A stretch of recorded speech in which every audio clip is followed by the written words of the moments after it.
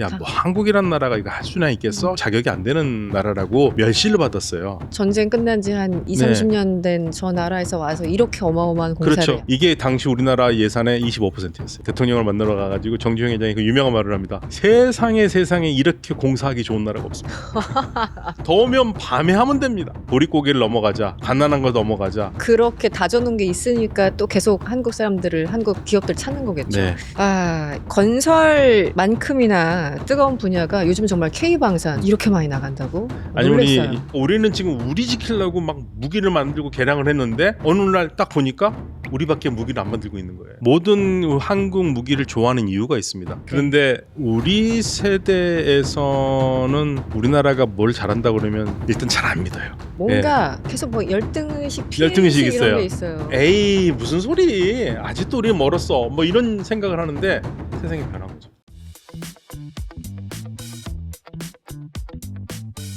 안녕하세요. 머니포커스 이승원입니다. 유독 중동 국가들이 한국에 강한 호감을 보인다고 하죠. 오늘은 박현도 교수님 모시고 우리가 몰랐던 중동 그리고 한국의 연결고리를 파헤쳐 보도록 하겠습니다. 교수님 어서 오세요. 네, 안녕하십니까. 네. 지난 시간에는 이란 상황에 대해서 네. 다뤘고요. 오늘은 조금 더 이 중동과 한국 우리 역사는 깊었다. 네. 이 얘기를 좀 듣고 싶어서 교수님께 또 시간을 청했습니다. 최근에 제2의 중동 붐이다 이런 말을 듣는데 사실은 이제 중동 붐은 제 기준 어렸을 때 70년대. 교수님도 어렸을 때 70년대 80년대 그때 정말 중동 붐이었잖아요. 네. 제가 마침 지난주에 집안에 행사가 있어가지고 친척분들 만났는데 저희 외삼촌이 70년대 후반에 현대중공업에 입사를 하셔가지고 78년에 사우디를 가셨더라고요. 네. 그래서 그 당시 월급이 얼마였어요 했더니 그래도 월급이 한 4, 50만 원이 꽂히더래요. 그래서 이거다. 그래서 우리 삼촌께서 사우디에서 7년, 리비아에서 3년에서 10년 계셨더라고.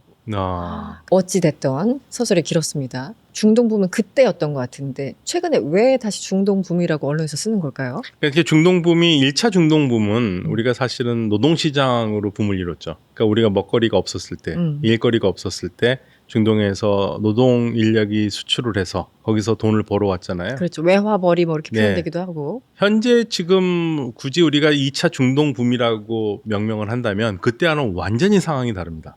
지금은 인력 수출이 아니라 기술 수출이죠. 그렇죠. 예, 그래서 지금 벌어들인 돈은 그때하고는 상상하기가 어려울 정도로 아마 지금 그 당시에 70년대, 80년대 한국인이 있다면 지금 이 세상을 이런 날이 올 거라고 상상도 못했을 겁니다. 지금은 플랜트 수출, 공장을 짓거나 그리고 최첨단 설비라든지 네. 더군다나 이 자주국방과 관련된 국방 산업에서 우리가 혁혁한 성과를 내고 있죠. 그래서 제2의 중동붐이라고 해도 사실 중동하면 제가 조금 전에 뭐 개인 에피소드도 말씀드렸지만 한국과의 관계가 의외로 가까워요. 왜냐면 역사적으로 가서 이제 많은 노동자들도 일을 했고 우리가 잘 모르던 이 중동과 한국이란 나라의 어떤 끈끈한 관계들이 있는데 과거로부터 잠깐 어떤 간략하게 역사를 좀 소개시켜 주시면 어떻습니까? 중동 사실 우리하고 사람들. 중동과 관계되기 시작한 것은 70년대 노동시장에 나가면서부터예요. 네. 사만 기업이 아룰라에서 카이바까지 한 160km 정도 되는 고속도로를 뚫는 게 그게 이제 처음 우리가 73년 10월일 겁니다. 그게 처음으로 우리가 중동 시장에 진출한 거고요. 그 이후에 76년에 현대건설이 주베일 항만공사라는 어마어마한 공사를 합니다. 76년에. 76년에. 사실 우리가 자격이 안 되는 나라라고 멸시를 받았어요. 야, 뭐 한국이란 나라가 이거 할 수나 있겠어? 심지어는요, 입찰서를 내기도 어려웠습니다. 그 왕실에 들어가지도 못하게 수위가 막았던 거를 어저께 운이 좋게 왕의 눈에 띄어가지고 입찰서를 낼 수 있었습니다.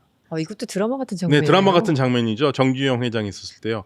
그때 우리가 그 공사를 따는데 9억 3천만 달러였거든요. 당시에. 예, 9억 3천만, 뭐 9억 6천만 왔다 갔다 하는데요. 네. 뭐 백과사전 같은 경우에는 9억 4,500만 달러라고 나옵니다.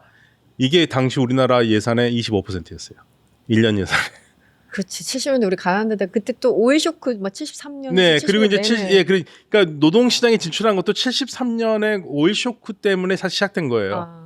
그리고 우리나라의 그 중동과의 관계에 결정적인 역할을 했던 게 지금 한남동에 있는 이태원 모스크. 그거 원래 동남아시아, 말레이시아 이런 국가들에서 모스크를 지으려고 했다가 힘든 상황이었었는데 그거를 보고 당시 박정희 대통령이 땅을 무료로 주고 예, 그리고 사우디 이런 나라에서 돈을 대서 모스크를 세웠죠. 76년에. 아, 이게 사실은 중동 진출과 밀접한 연관이 있어요. 생각도 못했어요. 네. 네. 그래서 우리나라에서 특정한 종교가 국가의 보호를 받은 종교가 불교 이래 처음 이슬람이었어요.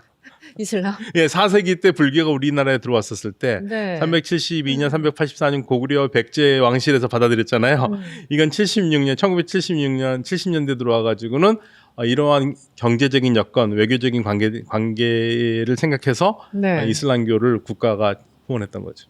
아, 대단한 그 비하인드가 있었네요. 네, 그래서 중동 국가들이 한국을 되게 좋아했습니다. 아, 이 어. 나라에서 이렇게까지 신경을 써준다. 그래서 얼마나 고마워요. 그렇죠. 모스크가 단순히 종교의 행사장이 아니라 외교의 광장이 된 거죠. 그럼 기본적으로 중동 사람들이 한국 사람들을 굉장히 좋아했다고 하는데 당시에는 초반에는 막 무시했지만 이렇게 근면성실하고 일을 꼼꼼하게 하고 이런 인상들이 굉장히 오랫동안 남았다고 하는데 실제 요즘은 어떤지 모르겠습니다만 실제 어떤가요? 그전에도 사실은 한국에 대해서 처음에는 잘 몰랐죠. 그렇죠. 한국이라는 나라를 잘 모르는 나라였는데 우리하고 비슷한 부분이 있습니다. 지금은 우리가 많이 달라지긴 했지만 일단 지금도 우리 말에서 보면 어르신이란 말 저는 그렇게 좋아하는 말이 아닌데 뭐 억지로 좀 이렇게 공경하라고 하는 느낌이 들어서 네. 예. 그런데 연장자에 대한 존경하는 문화라든지 또 남녀 차별이 좀 있어요. 우리 옛날에 우리 어렸을 때 솔직히 그랬죠. 너무 심했죠. 예, 네. 심했죠. 우리 때 학교 할 때 심했습니다. 네. 그런 부분들이 비슷한 부분이 많아요. 남녀 간의 남녀 칠세 부동석이라는 남녀 간의 그렇죠. 유별하고 그다음에 연장자 존중하고 이런 문화들이 굉장히 비슷한 부분이 많아서 서양보다는 훨씬 가깝게 이해할 수 있는 문화들이 많았죠. 아, 그러니까 예를 들어 뭐 이게 서양은 너무 막 소위 말하는 그 문란까지는 아니지만 네. 뭐 너무 오픈돼 있는데 예, 남녀 간에 뭐 너무 이상하고 그다음에 위아래도 없고 이런 시각에서 본다면 한국과 중동은 비슷한 게 많았죠. 문화가 결이 좀 비슷한 게 있어서 네. 옛날부터 한국인에 대한 어떤 인상이 좀 좋았다. 예. 이런 게 있었군요. 더군다나 굉장히 근면하지 않습니까? 아, 그렇죠. 굉장히 근면했기 때문에 사실은 이제 뭐 그 유명한 뭐 40일의 기적이라는 얘기도 있는데 사우디가 공사를 맡겼어요. 순례객들이 많으니까 순례객들을 위해서 길을 터야 되는데 그걸 이제 사만 기업에다가 요청을 한 거예요. 근데 네. 공기를 40일 준 겁니다. 40일 동안 뭐 어떻게 하는 6개월 거예요? 걸리는 공사를 40일 만에 밤낮에서 한 거예요. 말도 안 돼. 예, 그런데 그 유명한 얘기가 있습니다. 너무 덥잖아요. 네. 너무 더우니까 낮에 일을 못 하잖아요. 네. 밤에 횃불을 켜고 한 거예요. 횃불을 켜고 하니까 그거를 이제 사우디 왕실에서 봤나 봐요. 쟤들 뭐 하는 거냐? 네. 근데 한국 기업이 지금 공사한다고 그런다. 거기서 감동을 받았다는 얘기가 있습니다. 눈물을 흘릴 정도네요. 지금 그 정도면. 예, 밤에 그렇게 일을 했고요. 그래서 그리고 40일을 정말 만들어냈다. 네, 만들어냈고 놀라운 기적을 했고요. 그 다음에 사실은 75년 여름에 그 정주영 회장의 회고록이 하나 있습니다. 박정희 대통령이 부르더래요. 들어와 보라고. 그래서 들어갔더니 대통령이 하는 말이 지금 중동이 이 석유 파동 때문에 네. 거기서 돈 엄청나게 많이 벌어서 뭔가를 많이 하려고 그러는데 그래서 우리가 진출하면 좋겠는데 내가 우리 관료들을 보냈더니 못한다고 한다. 그러니까 왜 못한답니까? 그랬더니 더워서 못하고 물이 없어서 못하고 그래서 못하겠다라는 거예요. 이유를 대자면 사실 한두 끝도 없죠. 예. 네. 그래서 내가 정 회장 당신이 가서 보고 당신이 가서 봤을 때 안 된다 그러면 내가 안 할게. 깨끗하게 포기할게. 예. 그래서 보냈습니다. 그래서 갔다 와가지고요. 대통령을 만나러 가가지고 정주영 회장이 그 유명한 말을 합니다. 세상에 이렇게 공사하기 좋은 나라가 없습니다. 1년 내내 비가 한 번 안 오지요. 더우면 밤에 하면 됩니다. 같은 상황도 예. 정반대로 긍정적으로 해석하는. 예, 그랬더니 대통령이 그럼 물은 어떻게 하냐? 네. 아, 물이요? 우리가 석유 싣고 간 배에다가 물 갖고 오면 됩니다. 그런 얘기를 했다라는 거예요. 예, 그러니까 그 당시에 70년대 우리 한국이 보릿고개를 넘어가자, 가난한 걸 넘어가자, 거기에 대한 열정이 있었기 때문에 이게 가능했던 거고, 우리가 경제 발전을 하는데 처음 바탕을 깔아줬던 게 중동이기 때문에 우리한테는 중동은 좋은 시장이었죠. 관료를 보냈더니 다 안 됩니다. 안 됩니다. 더워서 안 됩니다. 기업인을 보냈더니 이렇게 좋은 데가 없습니다. 네. 아, 참. 이게 현실이죠, 뭐. 네. 요즘 많이 달라졌지만요, 관료들도. 네. 좀 최근 이야기를 한번 해볼까요? 네. 사실은 네옴시티가 한참 막 시끄럽다가 최근에는 약간 가라앉은 느낌은 없지 않아 있습니다만 이 사우디가 추진하고 있는 야심작이긴 하죠. 네옴시티. 이게 650조 원입니까? 초대형 프로젝트라고 하는데요. 이 상황은 좀 어떤가요? 사실은 이제 사우디아라비아가 그 네옴이라는 어마어마한 프로젝트를 발주를 했죠. 네. 그 광고를 많이 했죠. 그때 전 세계가 놀랬지 않습니까? 저런 걸 한다고? 불가능해 보이는데. 불가능해 보이는 걸? 그러니까 성공한 거죠. 일단 시선은 끌었어요. 왜냐하면 투자가 필요했거든요. 그런데 컨설턴트 회사한테 맡긴 거죠. 컨설팅 회사한테 맡겼는데 컨설팅 회사의 문제점이 뭔지 아시잖아요. 부풀리기? 아니 고객이 원하는 대로 해준다. 아, 그렇죠. 그 실행 가능한 건 난 모르겠고 고객이 원하는 대로 이제 어마어마한 돈을 받고 컨설팅을 해준 거예요. 네. 근데 그거는 나오는 순간 모든 사람들이 그건 안 될 거라고 다 생각했죠. 사실 제가 봐도 좀 너무나 말이 안 되잖아요. 너무 SF 같은 느낌이 있었어요. 네. 그런데 이걸 거기 가가지고 SF다 이거 안 된다고 말을 하기 어려워요. 왜냐면 이건 국가적 문제도 되기도 하거든요. 그렇죠. 예. 국왕이 움직이는. 그래서 저는 항상 저한테 물어볼 때마다 잘 되길 바란다고 얘기를 한 거거든요. 예, 잘 되길 바란다고 그러는데 사우디가 결국에는 그게 비현실적이라는 걸 많이 수정을 했죠. 그 네옴시티라는 프로젝트 자체가 너무 지나친 면도 있었고, 네. 게다가 돈도 우리가 생각했던 만큼 이제 수입이 없으니까 그 사우디 입장에서는 네. 지금 축소될 수밖에 없는 그런 네. 상황이네요. 그러니까 170km 뭐 네옴 네네. 그 머신 신도시 네. 개발 작업도 2km 정도로 줄었잖아요. 네, 그 지도를 보면 진짜 어마어마했죠. 네. 네. 그래서 지금 현재로서는 어려운 상황이고 그 다음에 2029년에 동계 아시안 게임을 하려고 그랬는데 그것도 일단 반납했습니다. 동계. 예, 네. 동계 아시안 게임 반납했어요. 트로제나라는 곳에서 이렇게 스키슬로프도 만들고 인공눈을 해야 되는데 그 공사가 안 돼요. 그래서 지금 네. 현재로서는 동계 올림픽은 공식적으로 지금 사우디가 반납을 한 상태고 다른 나라를 찾아보고 있는 중이고요. 네. 대신 이제 월드컵을 하겠다 2034년에. 근데 월드컵 경기장도 또 너무나 환상적으로 지으려고 그래요. 높은 빌딩 위에다가 경기장을 짓는다. 굳이 그렇게 안 해도 되는데 꼭 그러니까요. 너무 튀는 걸 좋아하는 것 네. 같아요, 약간. 눈에 띄고 그러니까 약간의 강박관념이 약간 있습니다. 과시욕? 뭐라고 아니요. 해야 됩니까? 강박관념이 생길 수밖에 없는 이유가 있습니다. 리야드가 생각하는 강박관념이 있어요. 중동에서 가장 성공적인 모델의 도시나 작은 국가로 생각하면 어디 생각하세요, 제일 먼저? 중동에서 일단 뭐 UAE가 가장 그렇죠. 뭐, UAE 중에서도 네, 그렇죠. 두바이. 두바이. 그렇죠. 네. 모든 빌딩. 사람이 두바이 생각해요. 네, 뭐 그러니까 일단 빌딩의 사이즈 그렇죠. 되게 다르니까. 두바이가 가장 성공적인 모델이거든요. 그러니까 사우디아라비아가 네온 프로젝트를 한다고 그랬었을 때 기자들이 첫 질문이 뭔지 아세요? 두바이하고 그렇게 만드실 겁니까? 그럴 때 무함마드 빈 살만 얼마나 화가 납니까? 정색했군요. 예, 그래서 아니. 비교도 하지 마. 우리는 두바이가 보여주지 않는 걸 보여주겠다고 그런 겁니다. 그러니까 이게 지금 네온 프로젝트도 그렇고 뭐 월드컵 경기장도 그렇고 두바이 같은 데서 볼 수 없는 걸 보여주겠다라는 사실 리야드와 두바이 간의 경쟁이 있는 거죠. 그 신경전 경쟁 심리 때문에 더 이렇게 과한 것들을 계속 네. 추구하게 만드는 거군요. 그래서 아무튼 성공은 했어요. 어. 시선은 끄는 데는 성공했습니다. 뭐 네옴시티가 다운사이징 되던 뭐 그거는 이제 그들의 문제고, 그래서 한국 기업들은 어떤 수주전에 참여를 했을 것 같은데. 네, 우리가 네. 그 네온 프로젝트 나왔었을 때 당시 우리 주 사우디아라비아 한국 대사였던 박준영 대사께서 저희가 만났을 때 저한테 그런 얘기했습니다. 굉장히 좋은 프로젝트인데 수주만 해야 된다. 예. 딱 거기까지다. 예. 네. 투자를 하면 어렵다. 수익이 날지 안 날지 모르니까. 너무나 거대한 프로젝트고 그래서 이거는 공사를 받으면 수주를 해서 공사를 하더라도 앞장서서 투자를 하거나 그런 거는 좀 피해야 된다는 얘기를 많이 했었어요. 그럼 우리 기업들은 어쨌든 지금 상상 가능한 뭐 이렇게 도로 닦고 뭐 인프라 건물 짓고 네. 이런 정도입니까? 그렇죠. 예. 우리가 돈을 뭐 있는 돈을 또 투여하면서 불리고 그런 건 아니고 공사 수주를 해서 열심히 작업을 하고 있는 거기 거죠. 무슨 어마어마한 인공지능 사업에 돈을 넣는다던가 이런 거는 안 한다는 네, 거겠죠? 현재로서는 제가 알고 있기로는 네. 그런 큰 사업은 안 하고 있습니다. 그게 안전한 것 같아요. 아무리 네, 생각해도. 안전하게. 사우디 얘기를 했는데, 왜냐면 사우디에 7, 80년대 우리 그 한국 노동자들이 가장 많이 가는 곳이 사우디였기 때문에 일단 사우디를 여쭤봤고, 우리 또 이란 얘기를 해봐야죠. 이란하고도 우리가 꽤 가까웠잖아요. 아, 그럼요. 강남의 테헤란로. 네. 그냥 테헤란이니까 여기가 처음부터 테헤란이었나 보다 하시는 분들도 계실 텐데 이름을 지어준 거잖아요. 테헤란로라고. 역사를 좀 설명해 주시죠. 일단 이 얘기는 한번 해드릴게요. 미국 도시 이름이 붙은 거리가 있나요, 우리나라에? 그러니까 뭐 뉴욕, 워싱턴 뭐가 없어요. 하나 있을 만한데 없어요. 네. 제가 기억나는 것 딱 하나밖에 없어요. 제가 대학교 다닐 때 강남에 가면 뉴욕제가 앞이 젊은이들이 만나는 장소였거든요. 저도 많이 갔어요. 예, 뉴욕제가 빨래줄이라고 그랬지 않습니까? 예, 뉴욕제가 그거 외에는 없어요. 그 거리 이름도 아닙니다. 그냥 그건 상호명이었어요.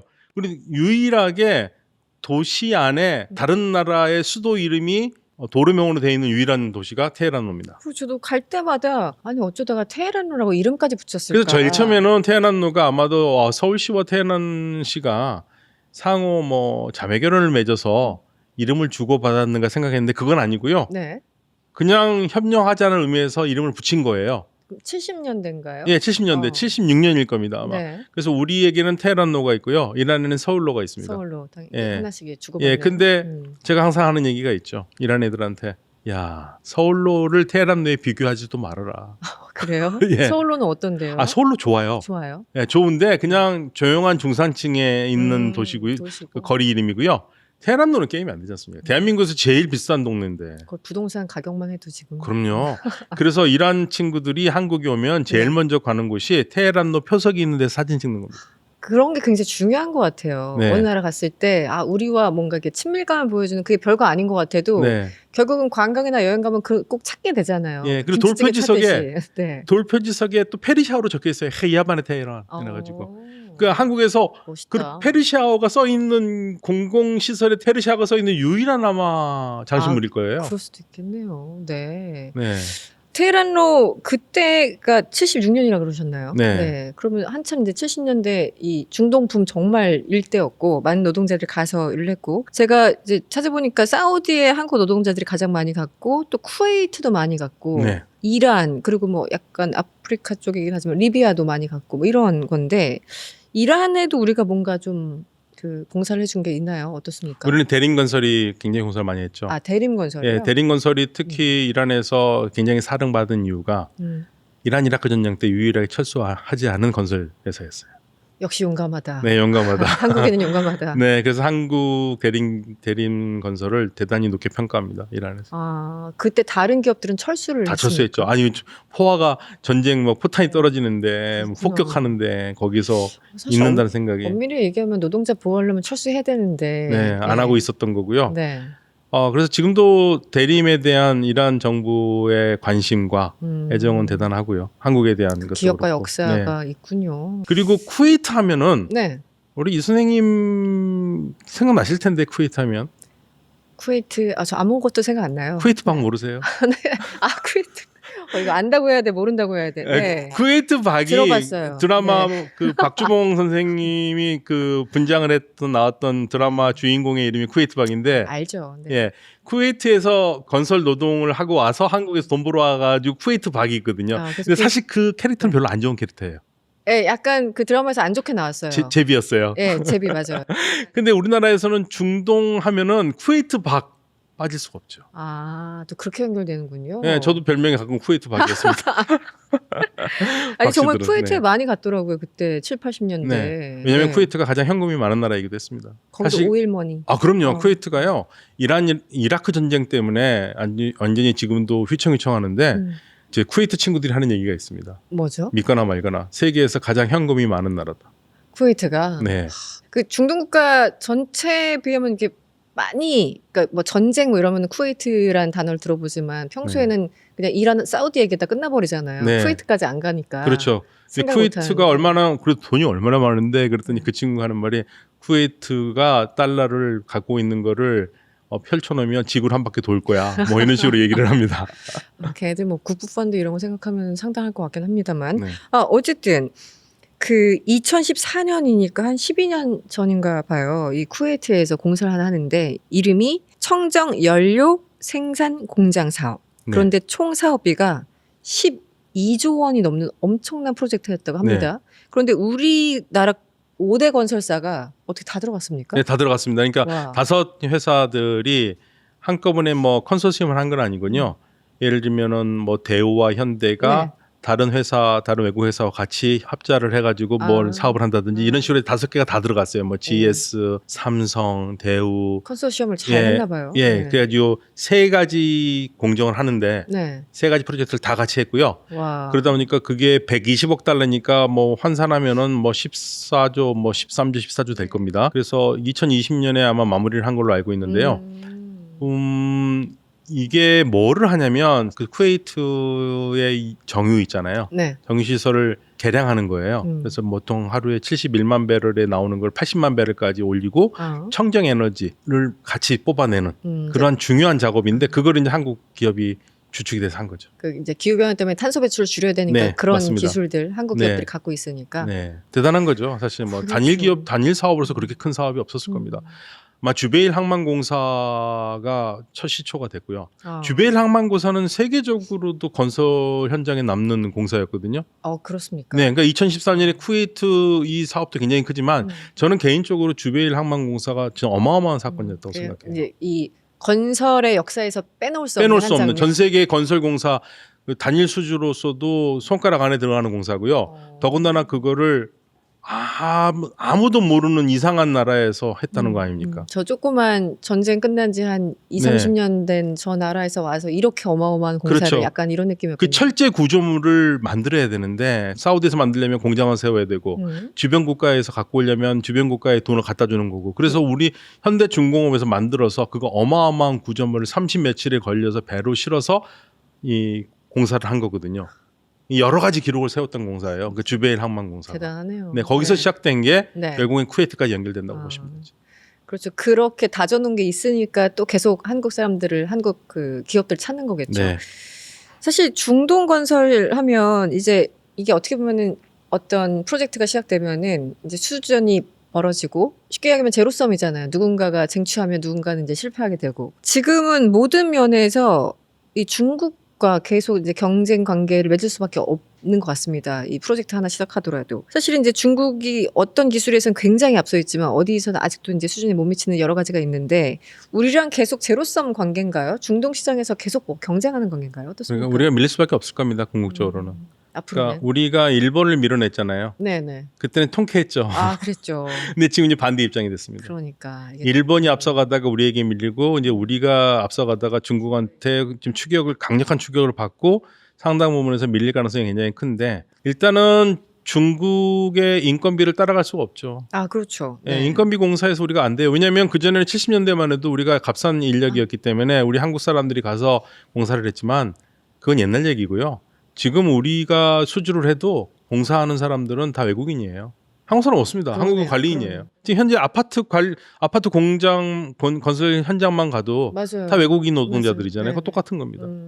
그렇기 때문에 중국은 직접적으로 자기 인력을 데려와서 쓰거든요. 네. 이길 수가 없죠. 그래서 이제 우리가 살아남을 수 있는 방법은 고부가 같이 중국이 할 수 없는 특화된 기술 이런 것들로 살아갈 수밖에 없는 거고 우리 기업들이 다 그 부분으로 진화하고 있어요.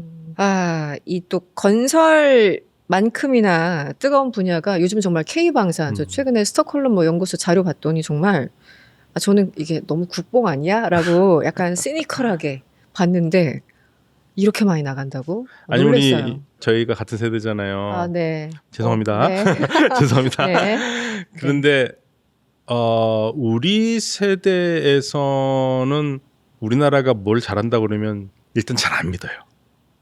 그게 있어요. 뭔가 계속 뭐 열등의식, 피해의식 이런 게 있어요. 예. 네. 왜냐하면 우리는 어렸을 때부터 서방, 일본이 선진국으로 생각했고 거기를 따라가야 되는 2등 국가로 항상 생각을 해왔기 때문에 우리가 잘한다면 우리가? 정말? 이런 얘기를 하거든요. 설마 뭐 이러면서. 제가 똑같은 얘기를 어디서 했냐면 2년 전에 독일에서 회의를 하자고 독일 친구가 한국에 왔어요. 네. 2년 전에? 네. 2년 전에. 그래서 기술 중견국 회의를 한대요. 그래서 한국이 참가했으면 좋겠는데 공무원 회의는 아니고 일반 연구니까 2.0 회의를 하자는 거예요. 그래서 저한테 오라고 그러는 거예요. 그래서 알겠는데 기술 중견국이 어떤 나라인데 그랬더니 당연히 한국은 들어가 있을 테고요. 한국 그랬더니 독일, 일본 뭐 이렇게 해요. 그래서 독일? 니네들이? 기술 중견국이라고? 말 같은 소리를 해라. 제가 그랬거든요. 그랬더니 저보고 뭐라는 줄 아세요? 꿈을 깨시오. 꿈을 깨라고요? 네, 꿈을 깨라고요.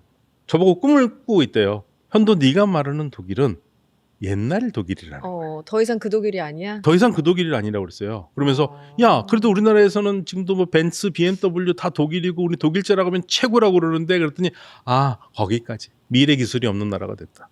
그냥 자동차에서 끝났어 약간 예, 이런 느낌으로. 미래 기술이 없는 나라가 돼서 내연기관은 잘 만들지만 전기차는 못 만드는 나라. 그리고 야 독일? 그러면 저한테 물어보는 겁니다. 니네 기차 내일 타는데 기차 시간 잘 맞냐? 기차 시간 잘 맞아. 야 독일이 더 잘 맞잖아. 그랬더니 저한테 꿈을 깨라고. 독일은 정시에 차가 오질 않아 그러더라고요. 유럽은 철도 그냥 늦는 게 그냥 디폴트라고 하더라고요. 예, 그래서 제가 그 독일 회의를 2년 동안 갔다 오면서 느낀 게 뭐냐면 유럽이 한국을 보는 눈이 완전히 다른 거예요. 그래서 저는 진짜 거기서 뒤통수를 맞았어요. 그러니까 여전히 교수님과 저는 이제 7, 80년대 그 정서에 많이 있었는데 네, 우리 한국은 항상 네. 따라가는 나라. 네. 그 우리가 1등이라고 그러면 에이 무슨 소리 아직도 우리는 멀었어 뭐 이런 생각을 하는데 세상이 변한 거죠. 예, 그래서 이제 방산이 우리는 사실은 저는 가끔 요즘 한국 K방산 들 때마다 제가 아이고 북한한테 고맙다고 얘기해야 된다고 항상 얘기했습니다. 그러니까 우리가 해방 이후에 남북이 분단된 다음에 북한이 대한민국을 향해서 우리 같은 민족이니까 언어도 같고 역사도 같고 다만 우리가 정치 경제 체제가 다른 것뿐이니까 그냥 그건 각자 알아서 살고 왕래하면서 살자. 네. 그랬으면 우리 K방산 안 됐을 겁니다. 개발 안 했겠죠. 안 해죠. 적이 없으니까. 예. 그런데 그냥 혁명 수출한다고 우리를 계속 그러다 보니까 우리 그거 막으려고 온갖 노력을 다 했잖아요. 그렇죠. 70년 자주 국방하고. 네. 어마어마한 예산과 인력과 그렇죠. 에너지를. 사실은 네. 우리가 그것 때문에 국방 때문에 희생한 게 얼마나 많습니까? 그렇습니다. 얼마나 많은 희생을 했습니까? 그런데 그게 알고 보니까 우리는 지금 우리 지키려고 막 무기를 만들고 개량을 했는데 어느 날 딱 보니까 우리밖에 무기를 안 만들고 있는 거예요. 맞아요. 네. 유럽이 그 얘기를 합니다.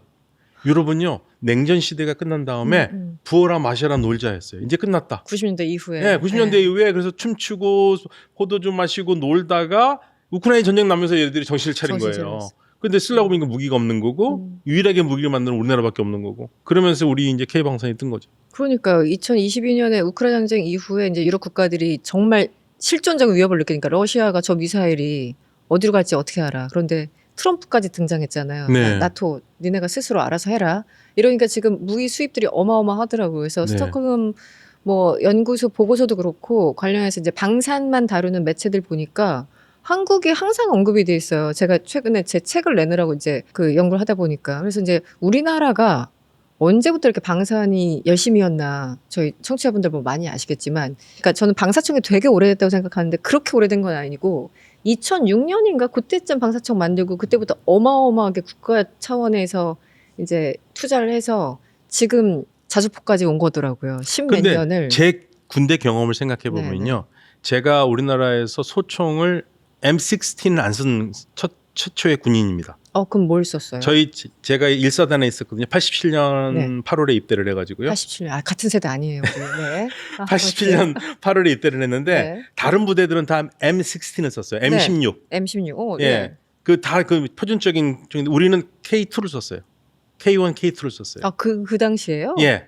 그 오. 처음으로 나왔을 때였던 것 같아요. 우리 1사단에만 처음 지급이 됐던 것 같아요. 그래서 우리가 그때부터 그걸 썼거든요. 그러니까 제가 봤을 때는 우리 한국 무기로 이제 교체되는 시기가 그때쯤인 이미. 것 같아요. 그 87년부터. 전부터. 네. 최근에 이제 유럽 국가 중에서 어느 나라가 우리 무기를 가장 많이 찾나 봤더니 어쨌든 대표적으로 폴란드가 많이 네. 찾는 것 같습니다. 한참 이슈가 됐었죠. 그러니까 사실은 이제 제가 퉁쳐서 말씀을 드릴게요. 모든 한국 무기를 좋아하는 이유가 있습니다. 일단 가성비가 쩔어요. 가성비. 네, 가성비가 쩝니다. 네. 그리고 공기가 굉장히 빨라요.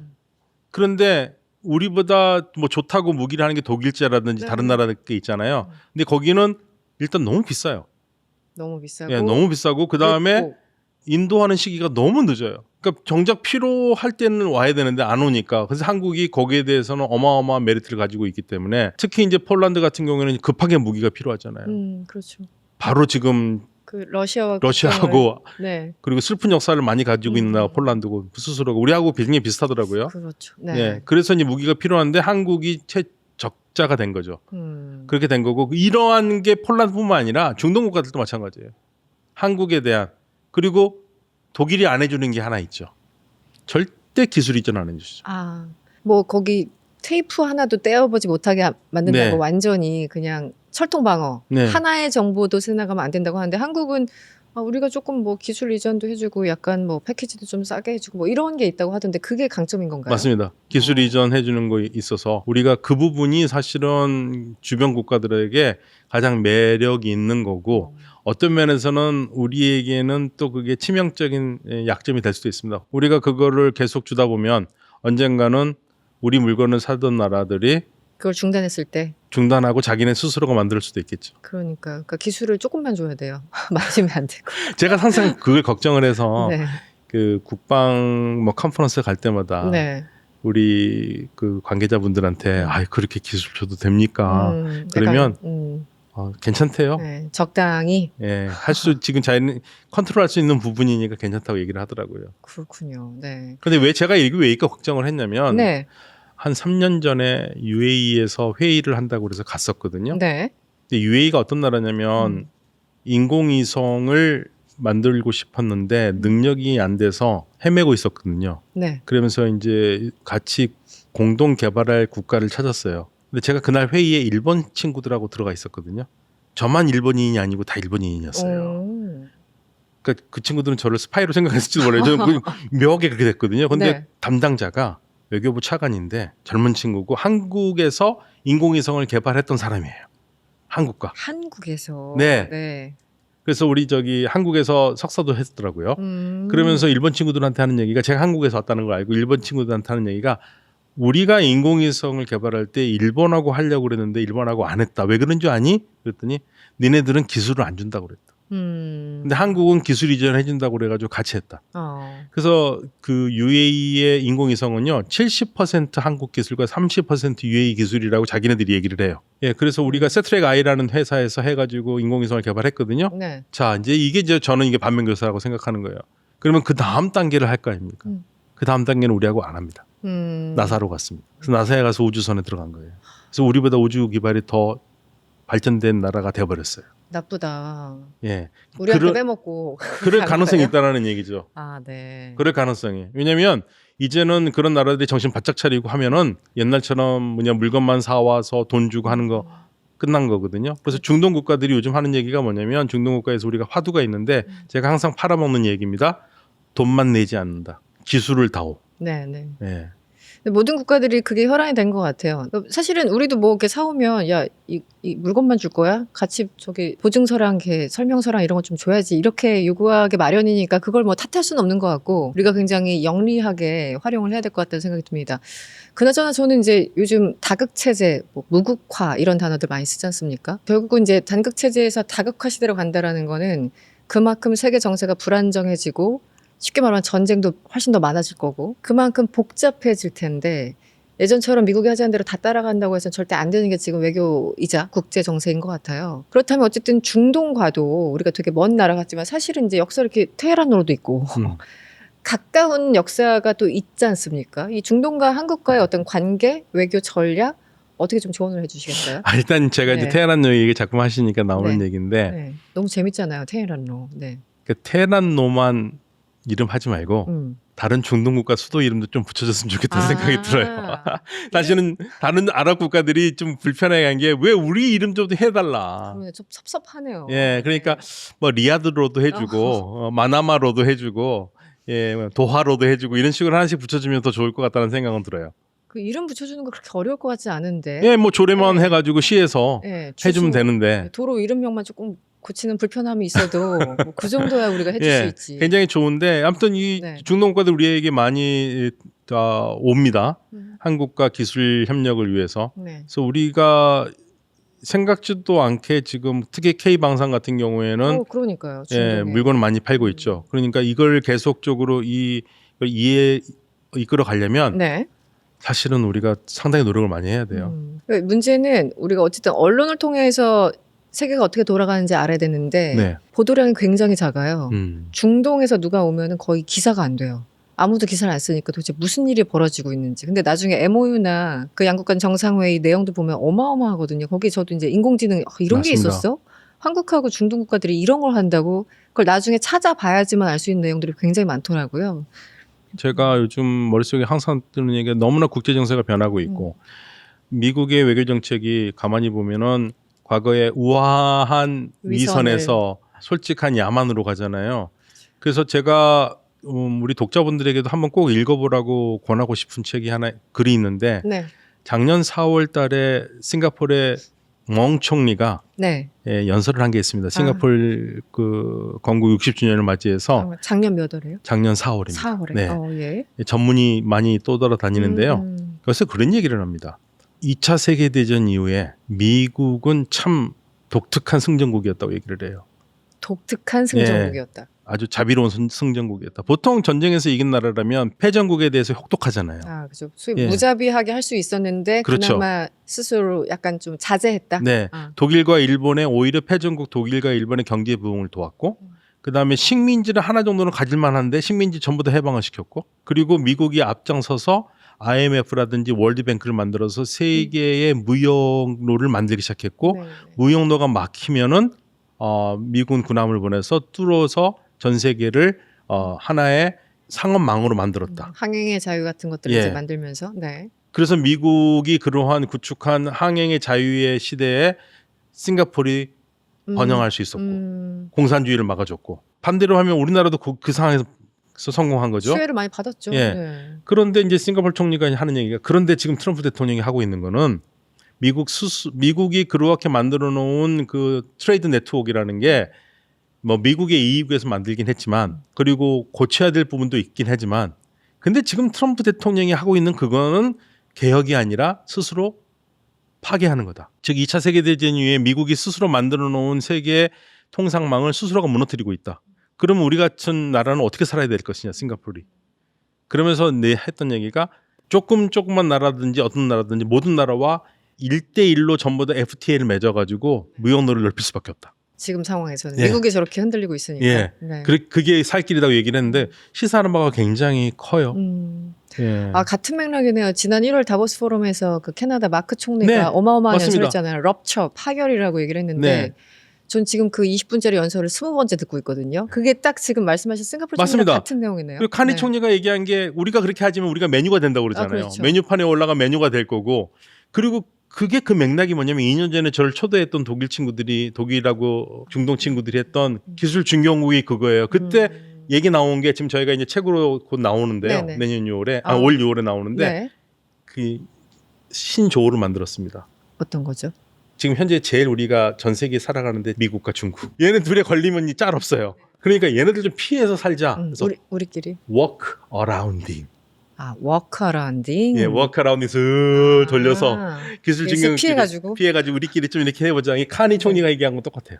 미를 파워가 힘을 합쳐야 된다라는 합치자. 얘기겠죠. 그런 세상이 됐습니다. 중동 얘기로 시작해서 결국은 트럼프로 끝나버리네.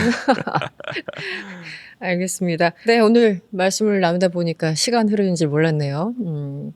이 중동과 한국이 의외로 가까웠다. 그리고 지금 우리가 모르지만 많은 일들이 여전히 벌어지고 있고 앞으로도 훨씬 더 많은 기회가 있을 것이다. 다양한 이야기를 들어볼 수 있었습니다. 오늘 좋은 말씀해 주신 박현두 교수님과는 여기서 인사드리겠습니다. 머니포커스 이승원이었고요. 인사드리겠습니다. 고맙습니다. 감사합니다.